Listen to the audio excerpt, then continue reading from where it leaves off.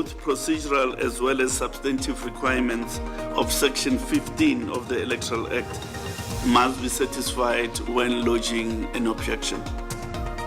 Ikomishini yezamakhetho ithi sekusele ebantwini ukuthi bazwakalise insolo ngehelo labo ngikhethani nazo insolo ezo zizakutshejwa ngokulandela umthetho. Close of business today, we should have retained 3 of the 5 units, and then we are expecting to retain unit number 1, number 2 rather midweek. Ungqongqoshe wegezi uthi sekunobungcono obukhulu ehlangothini legezi nanyana kunande kuba khona nje ngasikhathi ukuqindeliswa kwayo. Kwaba kuhle ukuhlanganiswa zindaba godu ku SABC 1 ngelimi lesiNdebele akwande emakhaya. Ikomishini yamakhetho seyithomile ukubalela amakhetho wenarha newabohulumende bendawo. Isikhulu se-IEC sikhulume nababikindaba eSentshilo namhlanje sendlala amahlelo nekambisa ezokulandelwa ngomhla wekhetho. Sukile ikhutshu yamakhetho. Ikomishini yamakhetho seyibekele ngeqada amahlelo okubhincela amakhetho. Abantu baneveke yokuhlola ihelo labavoti bafake inlilo nangabe kunalapha basola khona. Isikhulu se-IEC usayima Mabulu kandilela ukuthi insolo zabavoti zilawula mthetho. Both procedural as well as substantive requirements of Section 15 of the Electoral Act must be satisfied when lodging an objection. The pertinent aspects in this regard include outlining the relief sought and establishing the basis for such relief, as well as serving the objection on the person against whom the objection is raised. Umamabulo uthi amakhophi wehelo labavoti azokunikelwa bonkhethani bese kuthi labo akatangisweko ayokusebenza entechini zokuvotela ngelanga lamakhetho. Abavoti abakufanele ukuvota abazabe bangekho endaweni zabo zokuvota ngomhla wekhetho bangafaka imbawo zokuvota ngokukhethekileko ngaphambi kwelanga lekhetho. In the event a voter intends to be in a different voting district on election day, such a voter must notify the Commission of their intended absence from their voting district and the voting station where they wish to cast their vote. A notification portal will soon be launched for this purpose, and notifications in this regard will close on the 17th of May. Komchinara we-IEC unomsa masuku uphefumule ngalindlela ngenililo zenhlangano zepolitiki zokuthi akhange zifumana isikhathi esaneleko sokufumana imtlikitlo efaneleko. Anyone who is preparing to contest the elections should know that once an election date is proclaimed, the train starts moving because we have an election timetable.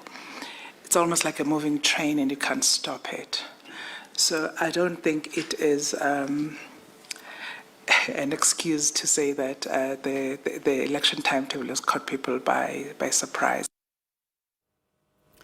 Ungqongqoshe wezegezi uHosiyenso Ramhopa uthi nanyana kuragela phambili nje ukunande ukuqinelisa igezi lapha ekhethu kodwa sekungcono khulu ukuqinelisa kwegezi kuneminyaka enodlulileko lo. uRamhopa uthi ituthuko yamva nje ayibikileko ngethi ama-power standardu abekayiqalo ntanzi yakwa Eskom alungisiwe. Lokho kwenze ukuthi kube namandla wegezi yangcono. Udokotela Hosiyenso Ramhopa uthe enyangeni ezili-12 ezidlulile kwezi bayiqinisile hle imizamo yokwehlisa ukunande iqindeliswa igezi. In the period of the December 2022-2023, December 2023-2024, we have had about 1,200 hours of load shedding. So essentially we have been able to reduce the hours of load shedding by about 600 hours. Uthi ukunande kulungiswa inteshi zokuphehla igezi zakwa Eskom kuthoma ukuba nemiphumela emihle. Nanyana kunjalo kube nentshijilo. Isiteshi sokuphehla igezi iKendal kube nomonakalo ngelesine. By close of business today, we should have retained 3 of the 5 units, and then we are expecting to retain unit number 1, number 2 rather midweek, and then unit number 1 at Kendal is on planned maintenance. ISouth Africa ifuna ukuthuthukisa indlela yokukhuphula ukusabalalisa igezi. Ramhopa umemezela ukuthi bazokwenza indlela eziningi zokuthola igezi. Uthi sebafumene isekelo ngemali elingange 400 billion. I don't want to release the information in bits and pieces because we need to complete that engagement internally. I must say to the country that we've been moving with lightning speed. Kanti isikhulu esitsha sakwa Eskom uDan Marukane uyokuthoma ukusebenza ngomhla ka-1 kuNtaka. We are waiting for Mr. Dan Marukane to start on the 1st. So as I said, that to actually lead us into the Eskom of the future. As you would know, obviously his urgent task is to end load shedding. U-Eskom uragela phambili nokubawa abasebenzisi begezi ukuthi babe nesineke. Njengombana baragela phambili nokulwa nokunande kuqindeliswa igezi nokucinywa igezi. Bonke abomasipalata bempumalanga batholwe banecala lokuphula amalungelo wezakhamuzi.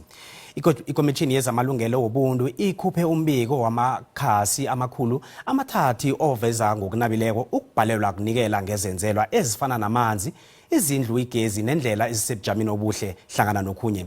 Ikomishini le yathoma ihubhululwa ngalokhu ngemva kokuthi kube nengongoyilo ezimbalwa ezivela ebahlalini babomasipalata laba. Umbiko oveza konke tshashalazi boka abomasipalata abali-17 nabomasipalata abathathu benyingi bathole bangasebenzi kuhle. Hlangana kwemiraro ekhona kuhleleza kwesuriji nokuhlayela kwamanzi, igezi nezindlu. Kanti indlela kubomasipalata aba zinemigodi. It is apparent that a number of local municipalities in Mpumalanga are confronted with similar challenges, some of which have become systemic over the years. Eminye yemiraro ineminyaka ikhona ekubangela imtshakalo yezenzelwa. In relation to a number of municipalities, we had investigations previously. We put together reports and we made recommendations. And there was failure on the part of respondents in those investigations to implement the Commission's recommendations. Njenganje abomasipalata babanikelwa amalanga ama-19 bona basebenzisa imiyalo abanikelwe yona. Where there has then been failure to implement and to act as per our directives, our actions and our participation in this dialogue is not limited away from approaching the judiciary. Okungahlelwa kuhle kwezinto kubalwe njengonobangela wentshijilo ezikhonezi kanti nokungezeleleka kwesibalo sabantu eminyakeni emihlanu edlulileko kuliya mahlelo. Ekhasini lethu le-Facebook sibuzile ukuthi uthini umbono wakho ngabomasipalata abatholwe bamlanu ngokuphula amalungelo obuntu. Naku umbono wakho uyalandela mbukeli.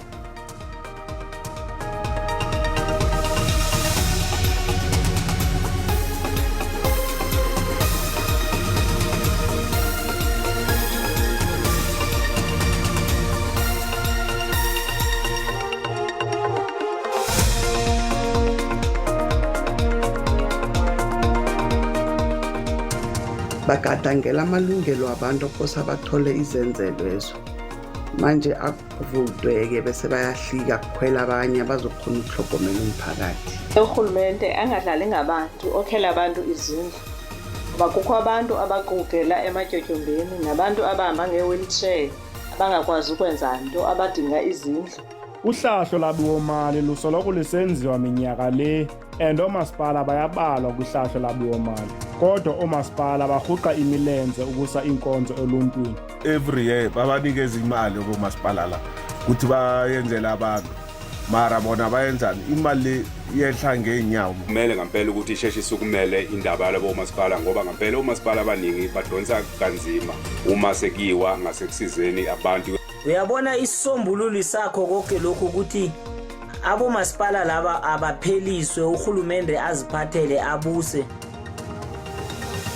Umbono ngewombukeli SABC ayizokuthwesa umlando wokuziphendulela ngombono wombukeli. Siyanda isibalo samazwe akhombela ikhotho yezobulungiswa yamazwe ngamazwe bona iqinisekise ukuthi ilizwe lakwa-Israel lithwesa ukuziphendulela ngokusahlela kwePalestina. Amazwe afana neTurkey, Zambia kunye nezinye inhlangano ezifana ne-African Union ne-League of Arab States zivele ngaphambi kwekhotho yezethula ingongoyilo zazo. Amazwe la afuna iphasi libe nombono okhambisana nendluleko ngokuhlonipha umthetho nakuqalwa imigomo nezenzo ze-Israel endaweni esahlole i-Israel ekbalwa kiyo neMpumalanga yeJerusalem. Ihlangano iLeague of Arab States ithi qhakathekile ukulalwa kwenqonqoyilo zamazwe la bezibukelo tjhatjhalazi ukuqinisekisa ukuthi khathesi amalungelo abantu bePalestina akaphulwa. Ithi isilo sabantu bePalestina angeke saqalelwa phasi begodu ikhotho le kufuze ikhuphe umlayo othi isahlelo leIsrael ePalestina alisesemthethweni. This prolonged occupation is an affront to international justice. The failure to bring it to an end has led to the current horrors perpetrated against the Palestinian people. I-Union yamazwe Afrika nayo besoloko ikhuluma ngamagama abukhali ilizwe leIsrael ngobujamo bePalestina. iZambia iyelelise ngokuthi ikhotho le kufuze ihlole wonke amahlangothi wesahlelo leIsrael ePalestina. The best dispute resolution mechanism is one that delivers optimal and sustainable solutions depending on the peculiar circumstances of each case. Amanye amazwe afana neTurkey asola bohulumende bamanye amazwe ngokubhalwa kungena ipili asekele nePalestina emzameni wayo wokufumana ichaphuluko. Lack of political will or interest among the international community to address the root causes of the conflict created a strong sense of injustice among the Palestinians and in general in the international community. Nakusenjalo njengoba nihlelo leli liraga ekhotho yamazwe ngamazwe undunankulu wePalestina uMohammed Shayeh uthokoza umsebenzi ukuvumela bona kwakhiwe isivumelwano phakathi kwamaPalestina malungana nokuhleleka kwezepolitiki ngemva kokuthi Israel isahlele iHamas eGaza. Nasibuya entolo.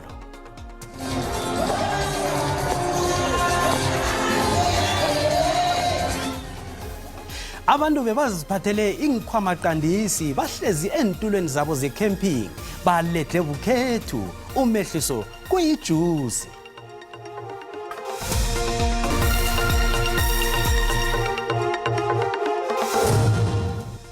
Siyakwamukela mbukele esigabeni sesibili sendaba kanti nazikuphundileko uyazithola ku YouTube SABC Plus na ku Facebook. Asirage naso. Ekoro yobujamo bezulu bakhuphe isiyeleliso sesigaba sesibili sombala usarulana wemjijo eduma kumbi kezinye indawo zesifunda zeGauteng eMpumalanga kunye neLimpopo. Ijima lekoro yobujamo bezulu lokuyelelisa amaSewula Afrika ngobujamo bezulu liza ngemva kokubhubha kwezakhamuzi se-Olivenbosch esibethwe mphezulu. Begodu nezulu elikhambisana namawururu eligirize izindlu eziningi ngelesibili seveke epheleleko. uLirato Ngobeni kunye nomndeni wakhe baphila ngomusa. Baqeda iveke epheleleko balala ngendlini enganamfulelo ngemva kwamawuruwuru ebekakhambisana nesinanja. Kwangelesibili seveke epheleleko aphephule umfulelo wendlwabo. Kwavuthukana kwe1 kwarobagana kwathoma go kukega masenga ta indru masenga kamora di kamera di khishi mole ke apea le box la molola kukega la pila rathagana kana kwene enyane short period man e ba itse boma 15 to 25 minutes idirega gwabe go shetse go tlhakatlhakane metsi a tsene kontlung. Izakhamuzi zerifilwe ekhalinene zibawe izangoma zezulu bona zibayelelise ngorhaba nanginobujamo bezulu obungasibuhle. Awa azange go iba le series utlwela gore ban ready go tlo tlhaga selo se sebe. Bekoro yobujamo bezulu iSouth African Weather Service bakhuphe isiyeleliso sesigaba sesibili sombalo sarulana uyelelisa ngezulu elikhambisana nemjijo eduma kumbi khulu elindeleke esifundeni seGauteng eMpumalanga kunye neLimpopo namhlanje nakusasa. Bathi bafuna ukuthi izakhamuzi zeSewula Afrika zifunde ngobujamo bezulu obungasibuhle ukwenzela bona zokwazi ukuphepha nakusahlela amawururu. We are trying to kind of create a community that is weather smart, of course, that is safe and have more information to act upon. Besize elhabako eTshwane bathi bakulungele ukusiza nakunobujamo obuhabako. Assessments, once they are conducted, then the disaster management officials are then sent in to conduct further assessment and to make a determination as to what other additional resources are required for the people. Bekoro yobujamo bezulu bathi abantu kufanele babalandele enkundleni zokuthindana lapho bakhupha khona inyeleliso. Basabuka nanje ababelani bomnyanya omkhulu ohlelwe yiKwekwezi FM nomasipalata wethembisile hani eMpumalanga lapho bebahlanganisa khona intshaba zonke ngomvumo wesintu izikhakhazise ngesikhenu. Abosomabhizinisi abasathuthukako nabo bebakhangisa ngemikhiqizo yabo. Usokhemera we-SABC uThabo Mthweni ube lapho wasihlanganisela nakumbiko. Basuka kude neduze bazokutshengisa ngemisebenzi yabo emnyanyeni lo wokugidinga abavumi beMpumalanga. Uthabankekana uziphilisa ngokuthengisa izambatho estradeni kuhlangana nalabo abasebenzisa umnyanya lo ukutshengisa ngezambatho azithengisako. The business I'm running is an apparel business, so all we do is all about apparel and clothing for everyone. Main ages is between your youth ages mostly. So even exhibitions like this work for us because they give us more exposure around the community and to the relevant older people that want to see us grow. Business has been going very well. People are loving the idea of King Biziwe having his own clothing line, especially because it's local. The quality is exceptional, the prices are affordable, so people have been very supportive. Akusibo samabhizinisi abasakhasako kwaphela abazuzileko kwemnyanyeni lo. Nabantu abakhambele umnyanya lo babuka abaqedi. Ngijabule kakhulu ngijabulela iKwekwezi FM wasilethela umnyanya omkhulu ozengaphana eMpumalanga ngijabule khulu. Isizwa mnandi sankari siNdebele ngoba lisiko lami njengoba bathi ukuthi zikhakhazise ngesiko lakho. Ngiyazikhakhazisa ngesiko lami futhi ngiyasithanda singene ehlizweni. Abakhwezeli bomnyanya bathi umbono ebebanawo kubombanisa nokugidinga ukwahluka kwamasiko eSouth Africa. Bathi bathabile ngombana umnyanya lo ube yimpumelelo. Inkhambeli zethu zonke zitshengise ithabo hle zitshengise ukuthabela umnyanya nawuthi uyazwa njenganje kuhloko mangenye indlela itatawini leSolomon Mahlangu zitshengise ukuthabela umnyanya ngoba zifumene ithuba lokuthi zihlangane nabavuma babathandako ngobuduze abosobukhwara babathandako ngobuduze kuthi ngale kwalapho kodwa kwaba nethuba lokuthi bakwazi ukuthabela nakumvumo konke lokho kwenzeka ngegama leKwekwezi FM. The theme about this event must be about family. We feel that family and family values within our African space has been undermined or neglected for a long time. So we are intending to make sure that we revive that spirit of family where parents and children come together, enjoy an event of this nature and be able to go home revived. Imeyara ikholelwa ekutheni isitshijilo esikhulu esiqalene nenarha le kuphuka kwemindeni. Yeke babona iminyanya ifana nale nayingenziwa qobe iminyaka ingaletha ebumbano emindenini. NginguThabo Mthweni weindaba zeSABC ngiseSolomon Mahlangu Stadium kwaMhlanga. Nakusenjalo babheme bakholwa bayileko kulomnyanya. Abavumi ngokwahlukahlukana kwabo bebakubehle enthuthini kuduma ingoma. Nawungaziko ungacabanga bona iphumile ingoma kwaNdebele.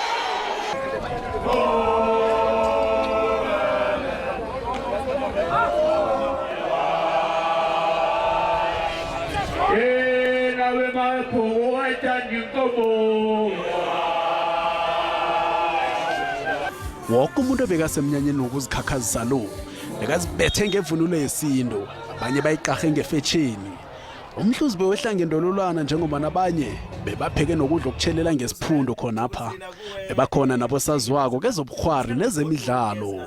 Ngizokwenza amahlaya ngesikhethu, ngizozikhakhazisa ngesikhethu njengoba sihlangene sibabantu bavela entshabeni ezihlukahlukene. We are proud Indebele as TS Galaxy kanti ke lokho kufuna kudlulele nasebantwini abatsha. Nakuyingadla bekusekhabo layo.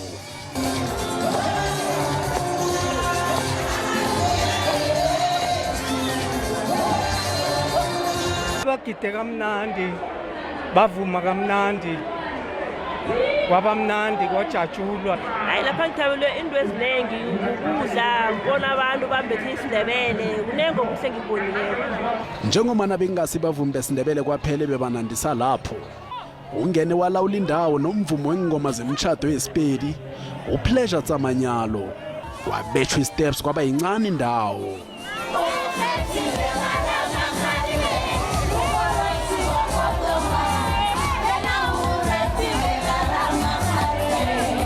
Abantu bebaziphathela inkhwama nqandisi bahleze entulweni zabo zecamping balehle ebukhethu umehliso kuyijuzi.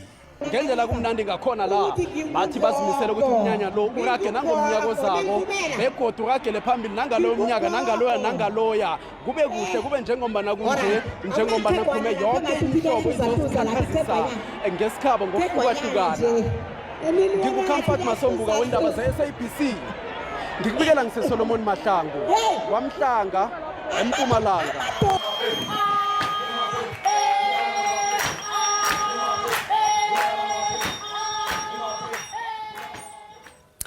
Ongakulindela ehlelweni sibuya nenyanda kusasa ngesimbi yesithandathu ikulumo yesigodlo samaNdebele ngomnyanya wesikhumbuzo sengonyama osilamba esizabe sikomjekejeke ngempela veke siya kiyo le malungiselelo wakomjekejeke isitshaba siyokujekezela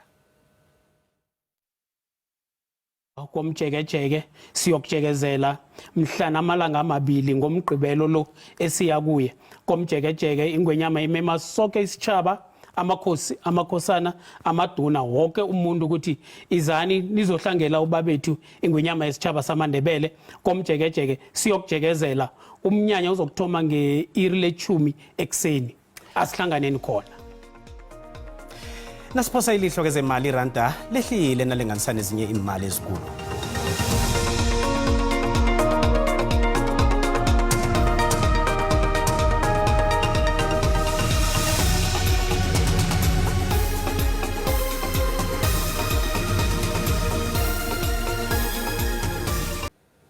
Njenganje silalamela uSibusiso Sikhosana sizobona bazube bafika phi namhlanje. Sibu uphethe ziphi ngapho? Siyathokoza Cedric isilotshisa umbukelo khona usekhaya. Indaba esiziphetheko ngilezi zithi abasebenzi abangaphasi kwehlangano yabasebenzi inehawu lapha eNelson Mandela Bay University bangenele umchagalo bafuna ukuthi bakhuphulelwe umholo. Ngale kwalokho kubikwa ukuthi batsho kunezulu elikhulu elibange umonakalo endaweni yeLukhawu kwaDlawulale lapha esifundeni seLimpopo. Izulu elibatsho likhambe nefuyo. Ngale kwalokho inthuthi zabantwana besikolo sesesitshijilo esikhulu khulukhulu-ke endaweni zemakhaya lapha esifundeni sePumalanga Kapa. Ngizo-ke indaba esiziphetheko khona la kuKwekwezi FM namhlanje. Siyathokoza. Siyathokoza Sibu. Mahlangu liyaduma ngaphandla pha. Batsho kumbi zithini zangomso iyeleliso zithi namhlanje lingathuthumba ngibekhulu nakusasa kodwa nasithinge phezulu nje.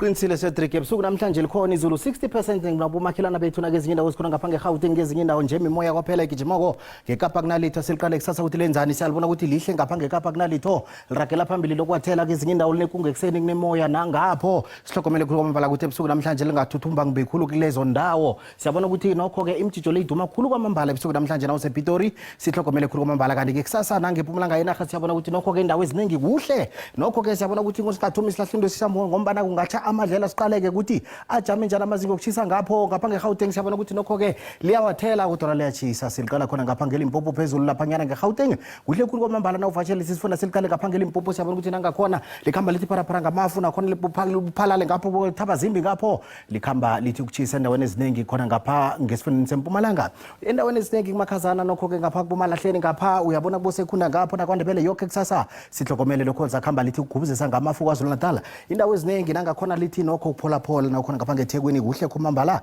nawuvakatshela sisifunda siliqale khona ngapha ngePumalanga Kapa endaweni eziningi lapha liyachisa kuBokomane laGrafnet ngaphanga kulezi indawo zikhamba lithi pharaphara ngamafu nawuvakatshela lesi sifunda umndungwa bongela kokosi uthi iye zesiNdebele.